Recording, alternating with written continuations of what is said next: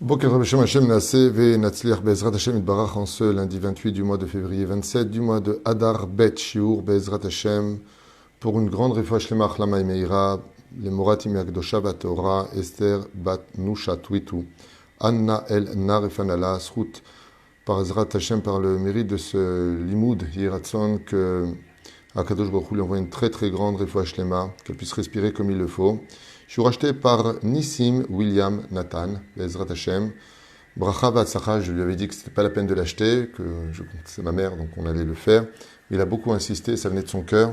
La reine Bezrat Hashem, que ce mérite te revienne aussi, que tu puisses, Nissim Ayakar, William Nathan, Lakim Bait Neman Be'Israël, Kedat Moshe Be'Israël, Echaim Tovim, Ul Shalom. Et bien entendu, avec votre permission, on pensera à la réfoua shlema de toutes les personnes malades du peuple d'Israël, puisque le sujet que nous allons étudier est un sujet intéressant et en même temps un peu délicat. Je vous conseille de le partager vivement parce qu'il y a une grande moralité dans ce qu'on va voir ensemble. 5 théamim, nous allons voir ensemble pourquoi une personne dans sa vieillesse tombe malade en général, pourquoi il y a tellement de souffrance, un illogisme total dans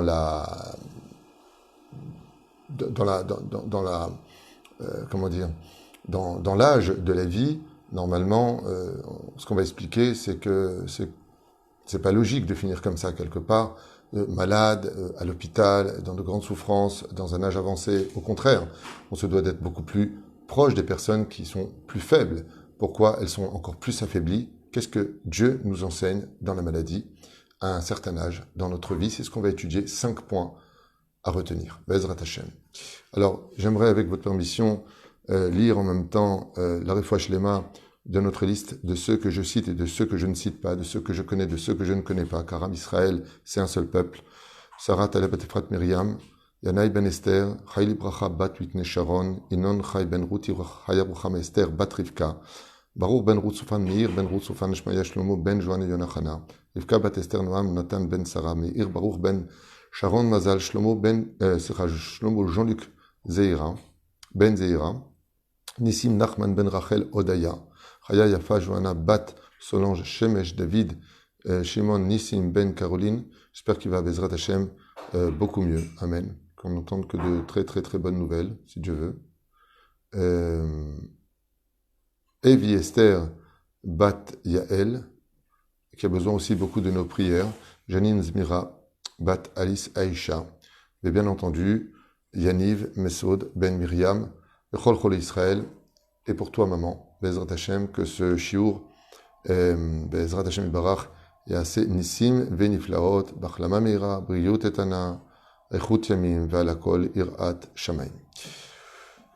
Comme je le disais tout à l'heure, quand on construit une tour magnifique et qu'on arrive à la fin de ce travail, juste pour mettre l'antenne en haut, ce serait complètement débile qu'en déposant cette antenne pour la finalité d'un travail de plusieurs années de labeur, que tout s'effondre. Et pourtant, c'est ce qui se passe quelque part.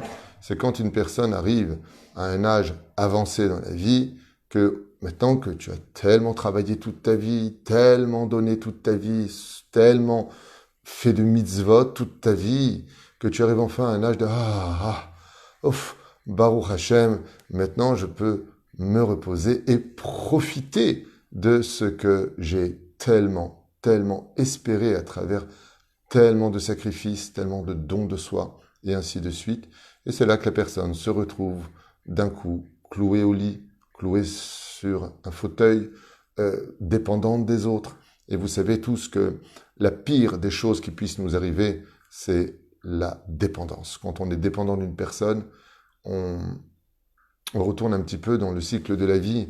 Un enfant, quand il naît, eh bien, il est dépendant pour manger, et puis pour boire, et puis quand il fait ses besoins, eh bien on le change, on le nettoie. La différence avec un enfant, c'est qu'il n'a pas la conscience, il n'a pas la akara, il n'a pas la possibilité de comprendre sa dépendance, et puis il n'est pas gêné. Mais comme vous le constatez, un enfant, ça naît sans les dents, ça naît dans la dépendance, ça naît dans le besoin de l'amour. Et quand une personne arrive proche de la fin de son cycle, d'une certaine façon, eh bien c'est pareil, les dents sont remplacées par un dentier, on perd ses dents, on devient dépendant. Le drame Le drame, c'est que, à la différence d'un bébé, eh bien, la personne qui a un certain âge, elle est consciente de sa dépendance et c'est une énorme souffrance pour cette personne-là de savoir qu'elle a besoin de l'amour des autres. Pourquoi tu viens pas me voir? Les journées sont très longues parce qu'il faut les occuper. Mais quand tu es coincé, quand tu es bloqué, quand tu es dépendant, eh bien, quelque part, tu es dans une prison dorée parce que tu pourrais tout faire, mais tout l'empêche. Tout l'empêche parce que tu vas être dépendant d'un système peut-être respiratoire, d'une aide sociale, d'une visite, de quelqu'un qui pourra te lever, te pousser, comme ce fut le cas de ma grand-mère, que Dieu repose son âme, où on devait la porter pour l'emmener vite là où elle devait aller, car elle ne pouvait plus marcher. Ce sont des moments qui sont extrêmement difficiles, parce que personne ne peut les comprendre jusqu'au jour où il les vit lui-même. C'est pour ça d'ailleurs que je m'adresserai un petit peu à tous ceux qui, dans leur famille, ont des parents ou des grands-parents qui sont fatigués. Eh bien, il y a des problèmes au niveau de l'audition, ils entendent mal, ils comprennent pas vite, c'est d'être patient. C'est pas évident du tout. C'est d'être patient. Et vous savez que ce manque de patience, eh bien, engendre une nervosité supplémentaire. Donc, on a envie de dire, mais calme-toi, pourquoi tu t'énerves? Mais non, c'est ma façon de parler aujourd'hui parce que je suis dans une situation où ma seule façon d'exister, c'est peut-être un peu d'élever la voix quelque part parce que je me sens tellement diminué. Et c'est très difficile de vivre une telle situation. On a l'impression d'être un peu seul sur une île, incompris de tout le monde. Et à un tel point que, comme je le disais dans plusieurs shiurim, quand on est une personne sur un fauteuil roulant, par exemple, et qu'on ne peut plus marcher, que notre colonne vertébrale ne peut plus nous porter, que les souffrances de la nuit comme du jour nous accompagnent du matin au soir, eh bien, quand on voit une personne qui marche, qui par contre se lève tellement facilement de sa chaise pour aller aux toilettes, rien de plus. On le regarde comme ça, on a envie de lui dire, mais dis-moi toi, est-ce que tu es conscient de la chance que tu as pu te lever de ta chaise et d'aller aux toilettes? Parce que moi, pour y aller, il faut que je pense pendant 10 minutes. Comment je vais faire? Est-ce que je vais avoir la force d'y arriver? Est-ce que je vais avoir la force de revenir? Est-ce que Bichlal, je vais revenir de là-bas? Combien de souffrances sont engendrées sur tous les domaines, psychologiques, physiques, dépendance et autres, quand on a une maladie qui nous cloue à une dépendance de laquelle on ne sait plus par où s'échapper. Pourquoi le Créateur du monde, celui que l'on appelle le bon Dieu, celui qui est bon, pourquoi agit-il ainsi alors qu'une personne qui est arrivée à sa retraite, une personne qui est arrivée enfin à récolter les fruits de tellement d'années de souffrance et de travail, se retrouverait-il dans une totale situation désertique où ses meilleurs amis, ses plus grandes fréquentations deviennent les médecins, les médicaments, les hôpitaux et bien entendu l'amour de sa famille qui devient une nécessité absolue parce que c'est à nous maintenant de rendre à nos parents ce que nous-mêmes nous avons reçu. D'ailleurs, mon frère Sami, Hashem Vrechoto Bechol Asher Lo, pour l'anniversaire de mon épouse, avait raconté une très belle histoire à propos du respect des parents. Et j'aimerais, Bezrat Hashem pour la foi Shlema, de son épouse, Joël Ayekara, Bezrat Hashem, de sa fille et de son petit-fils, et de tous les malades d'Israël, reprendre son histoire qu'il avait racontée. Il avait raconté l'histoire d'un garçon qui avait tout simplement décidé de mettre un terme au respect des parents parce qu'il trouvait cette mitzvah beaucoup trop difficile. Et il a dit à sa mère, regarde maman, demande-moi le prix que tu veux pour me rendre quitte du respect des parents. Ça veut dire tout ce que tu peux me demander maintenant, demande-le-moi et je te le donnerai. Mais après cela, on fait un contrat, comme quoi tu me rends quitte de ta volonté que je n'ai plus à te respecter. Et la mère lui a dit, ok, j'accepte. Alors le fils, très heureux, lui a dit, alors quel est ton prix? Il lui a dit, 4 litres de lait. L'enfant lui dit, comment ça, 4 litres de lait? 4 litres de lait, c'est tout ce que je veux. 4 litres de lait? Eh bien, je vais te les acheter tout de suite. Et après ça, tu me signes que je suis quitte de te respecter? Sa mère lui a dit oui. Il est parti acheter les 4 litres de lait, il les a mis dans le frigidaire, et sa mère lui dit, attends, hey, t'as acheté 4 litres de lait, mais il faudra que tu me les apportes. Ah, j'ai compris, ça veut dire quand j'aurai fini les 4 litres de lait. Et sa mère lui a dit oui. Et voilà que, à 1h du matin, elle l'appelle, et elle lui dit, est-ce que tu peux me donner un tout petit peu de lait? Tu commences un tout petit peu de lait? Oui, je voudrais un tout petit peu de lait. Le fils épuisé, il va dans la frigidaire, il sert un tout petit verre, il dit, ça va comme ça, maman? Il dit, oui, ça va. Et puis voilà que 3 heures plus tard, sa mère le rappelle en lui disant, tu peux me avoir encore un petit peu de lait? regarde comme ça, ses yeux très fatigués. Il lui dit, maman, tu veux pas un grand verre de lait pour en finir? Il dit, non, je peux pas plus. Puis voilà qu'à 6 heures du matin, elle le rappelle. Et puis à 9 heures du matin, elle le rappelle. Et là, l'enfant comprend. Et lui dit, maman, j'ai compris. Je pourrai jamais te rembourser tout ce que je te dois. Sa mère lui a dit, mon fils, c'est vrai que depuis que tu étais petit, depuis ta naissance, je t'ai donné juste, peut-être en tout et pour tout, 4 litres de lait de ma poitrine. Mais est-ce que tu peux me rembourser la souffrance que j'ai eue pour te les donner? Est-ce que tu peux me rembourser les heures infatigables et inouïes pour lesquelles je t'ai bercé, t'ai fait faire ton rôle? L'enfant lui a dit, j'ai compris qu'un enfant ne pourra jamais rembourser ce qu'il doit à ses parents. Jamais, quoi qu'il fasse. Atkan Leshonenu. Maintenant, nous commençons le shiur Bezrat Hashem de 5 raisons données par nos Chachamim dans plusieurs livres d'études que j'aimerais vous faire partager de pourquoi le bon Dieu, celui qui veille tellement sur nous, qui nous aime d'un amour incommensurable, eh bien, nous met dans des situations très difficiles quand on est déjà arrivé à un certain âge. Voici les 5 raisons que je vous ai notées avec l'aide d'Hachem et j'aimerais vous les faire partager. La première raison pour laquelle une personne souffre dans un âge avancé, Omrim Rabotenu Olem Shalom, tout comme nous avons 248 membres et 365 tendons qui correspondent aux mitzvot de la Torah, mitzvot positives et mitzvot négatives, à Kadosh Baruch Hu. Quand une personne est vers un âge avancé, se doit de réparer chaque membre qui aura fauté pendant une période de sa vie.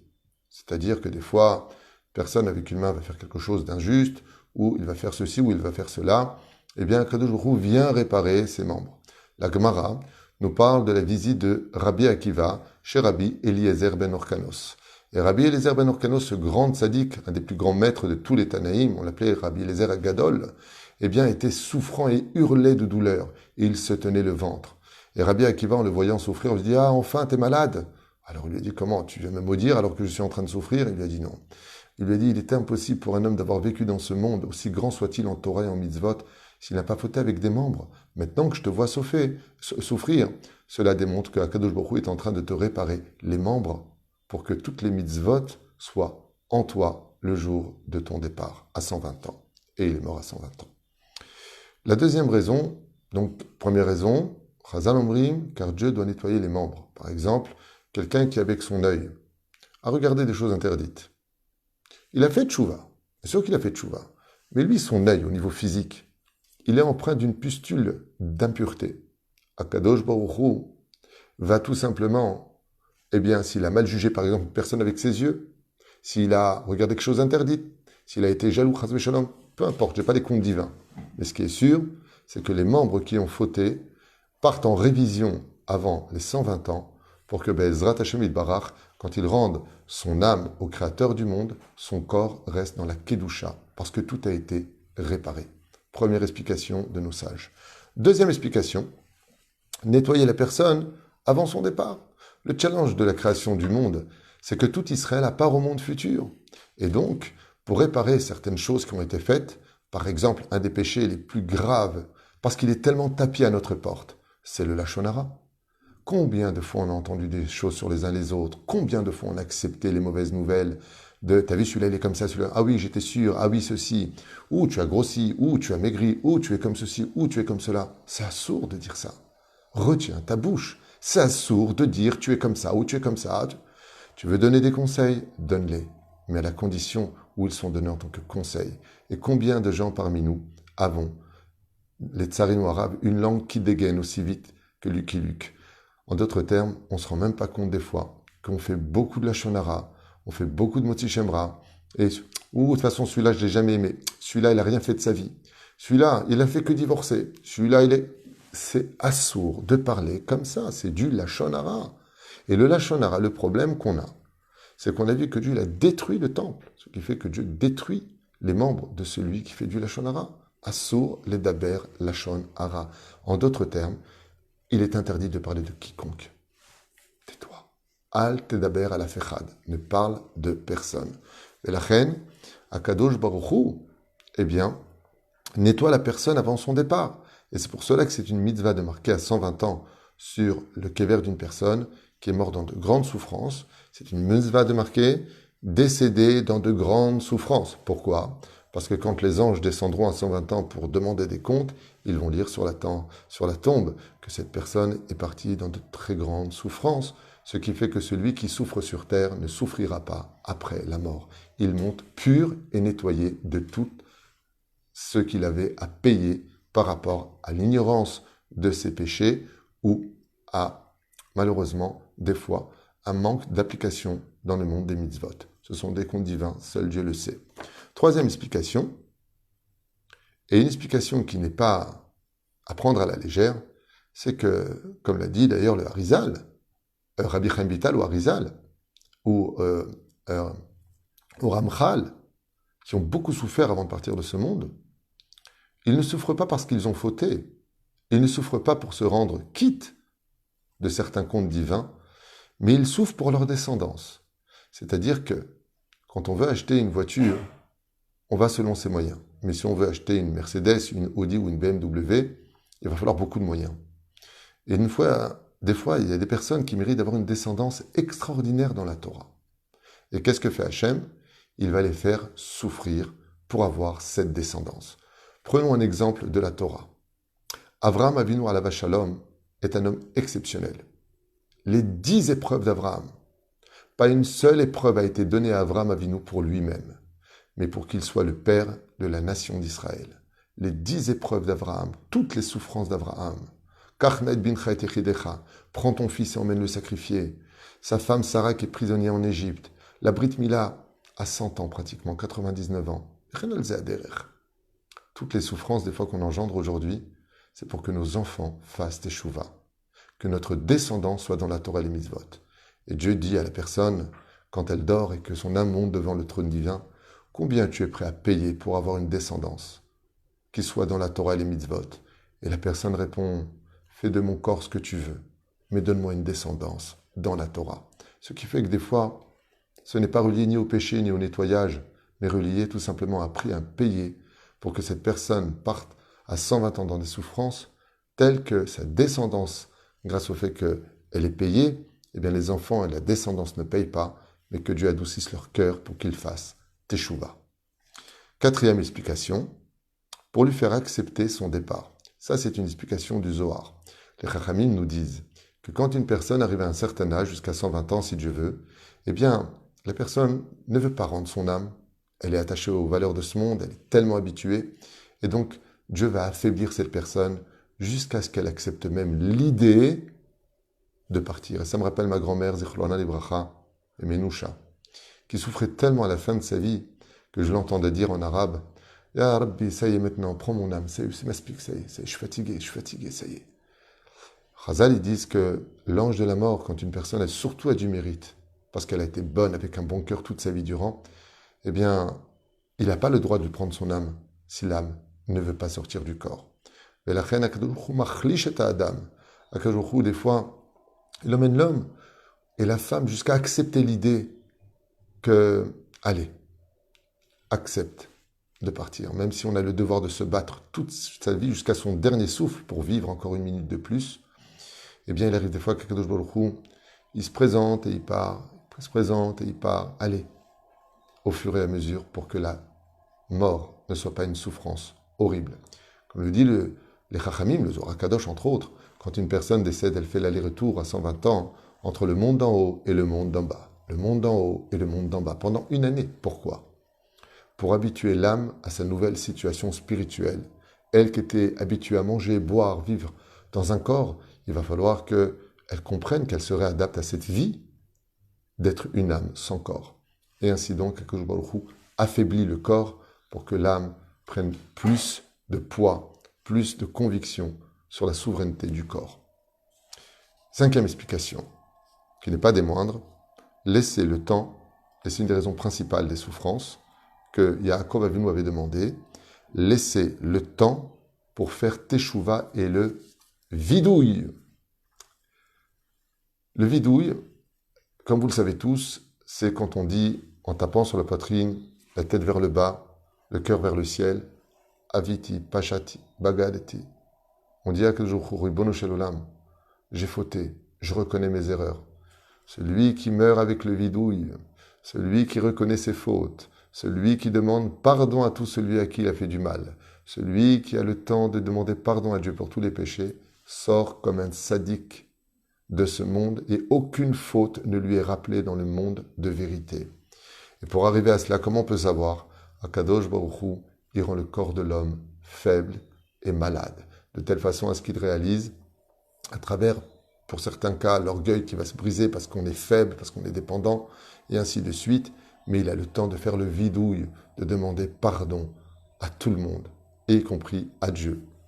Et la reine, le temps de lui laisser faire teshuva, de laisser aussi ses dernières volontés, c'est-à-dire son testament, de dire voilà, pour pas qu'il y ait de dispute, voilà ce que je voudrais, ça je veux comme ça je veux comme ça.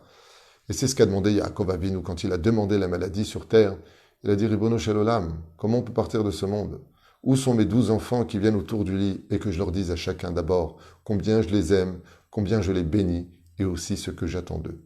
Mais la reine, si on refait un récapitulatif de tout ce qu'on vient de dire, c'est vrai que la maladie est quelque chose de terrible. Le mot mahala vient de la racine hébraïque mechila, qui veut dire mahala, maladie, mechila, pardon. Des fois, Dieu, il envoie la maladie, le temps de lui demander à lui pardon, de ne pas avoir fait plus de mitzvot, de ne pas avoir fait tchouva plus tôt, ou de ne pas avoir été à la hauteur de ce que Dieu attendait de nous, et ainsi vis-à-vis des uns et des autres. Alken, on comprendra même dans la maladie pourquoi on l'appelle le bon Dieu, car tout ça n'est que pour notre bien.